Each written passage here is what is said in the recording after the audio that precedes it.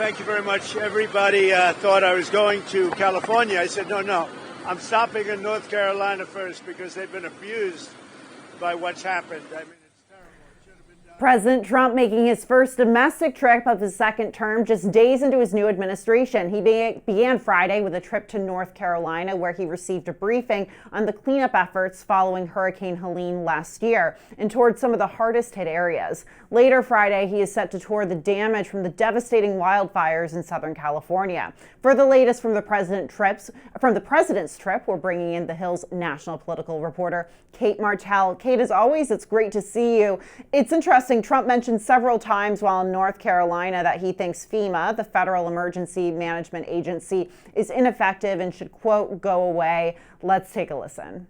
I'll also be signing an executive order to begin the process of fundamentally reforming and overhauling FEMA, or maybe getting rid of FEMA. I think, frankly, FEMA is not good. FEMA has been a very big disappointment. They cost a tremendous amount of money.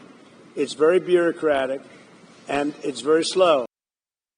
So, Kate, is there any support in Congress for this, and what might it mean for the victims of those natural disasters?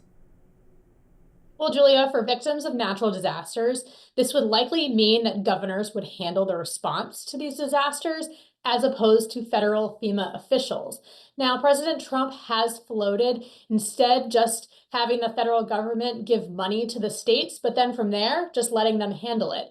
And as far as on Capitol Hill goes, several conservatives have already floated cutting back on the reimbursement to states towards their disaster recovery efforts. So there's likely support, but the dust is still settling to see exactly how that would shake out. But it looks certainly like there would be some support on Capitol Hill from Republicans for revamping or potentially getting rid of FEMA.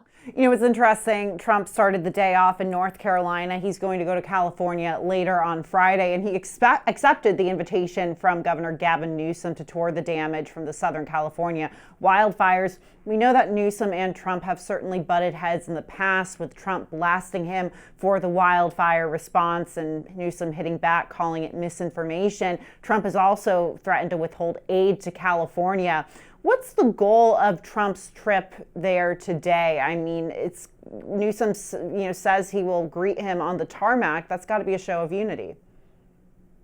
It does seem to be somewhat of a show of unity, but everything I'm hearing is that the response on the ground is that the California governor's team and the White House have not been communicating that much.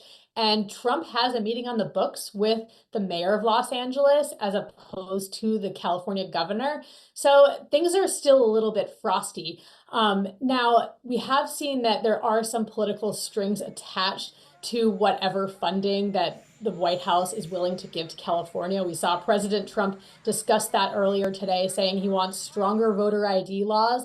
And he claims there's mismanagement over water from North Carolina brought to California to aid in the wildfire. So there are some political strings attached. I think the relationship is still pretty frosty between the two. Yeah, worth noting that Trump has also criticized LA Mayor Karen Bass, so certainly some tension there as well. I'm going to come back here to D.C. Trump's set to appear virtually in front of thousands of anti-abortion activists for the annual March for Life. It comes after Trump pardoned 23 pro-life activists this week, and he had this to say. In fact, as you know, I just signed a pardon, and in the pardon we released 23 people that were unjustly put in having to do with pro-life, and they will be released and they'll be out very shortly. It was disgraceful. Kate, we've seen a number of pardons from President Trump since he's taken office, including a number of those involved in the January 6th attack on the Capitol. But when it comes to these pardons, the anti-abortion activists, or how they would say pro-life activists, what do we know about them?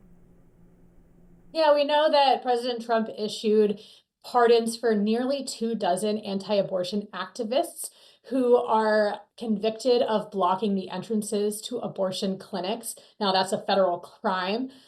We do know also that some of these activists are, are happy to be free at this point, and that this is sort of a subtle nod that we're starting to see towards Trump starting to slowly prioritize abortion restrictions, even though we know that he would not necessarily support an abortion ban. It's interesting. Roe versus Wade, which was the Supreme Court decision that legalized abortion at the federal level, that's been overturned for over 2 years. What's the focus of the march now? It's a good question, Julia, because for so long, the goal of this march was to overturn Roe versus Wade. Next step in this process for this movement is to take it one step further. They are looking to restrict even further abortion access. Now, before we talk about this, like this is actually going to happen, there's not enough support on Capitol Hill to be able to restrict abortion access even further. President Trump has even said in the past few months that he would veto a national abortion ban if it came to his desk. And we also know that First Lady Melania Trump a few months ago has also said that she supports abortion rights. So, there's not a lot of support in Capitol Hill to have this national abortion ban, but that is certainly the goal of this march today. Yeah, definitely a striking moment of the campaign when the now First Lady came out and said that. I want to turn to some big news from yesterday afternoon. Trump declassified records connected to the assassinations of former President John F. Kennedy, his brother Robert F. Kennedy, and Martin Luther King Jr. This was Trump yesterday in the Oval Office. A lot of people are waiting for this for years, for decades.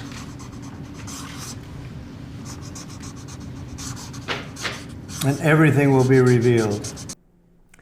There's been conspiracy theories surrounding all three of these assassinations, which all took place in the 1960s. What has been the reaction around the Beltway to this news? Well, Julia, we know that RFK Jr. is thrilled about this news. He has, claimed that the CIA was involved in his uncle's assassination decades ago. So we know there's some support there. I will say that for people who have reviewed these records over the years, many have said don't expect any earth-shattering changes. But it really does show how much interest there is towards these three assassinations over the past several decades, because they're definitely not new. We're still hearing interest about them. And based on that quote you just played from President Trump, I myself am kind of interested to hear what they have to say, even though we're not expecting anything earth-shattering on these conspiracy theories. Yeah, and John F. Kennedy's grandson, Jack Schlossberg, coming out against this decision yesterday on social media, obviously pushing back on President Trump. Cate Martel, as always, thank you so much. Thanks, Julia. New wildfires continue to erupt ahead of Trump's visit to Los Angeles. This following Governor Gavin Newsom signing a pair of bills providing $2.5 billion in state aid. News Nation's Xavier Walton has the latest on the ongoing battle to contain the deadly wildfires in preparation for the forecasted rain this weekend. Julia, there will be a customary greeting right between California Governor Gavin Newsom and President Trump, albeit a little contentious, certainly a photo opportunity, if you will. But then when you look around here, the devastation, this is the sort of stuff that President Trump is going to be surveying today. What exactly he's going to be seeing, which fires he's going to be seeing, that is still to be determined. His team has been pretty tight-lipped about that. But take a look. I mean, California right now, Southern California, dealing with at least 8 active wildfires. The area certainly struggling, as it has been really for the most part for the last 3 weeks or so, still under a red flag warning. At the same time, there's been a contentious, back and forth between Governor Newsom and President Trump over how the wildfires have been handled. President Trump threatening to withhold federal disaster aid unless California leaders change the state's approach on its management of water.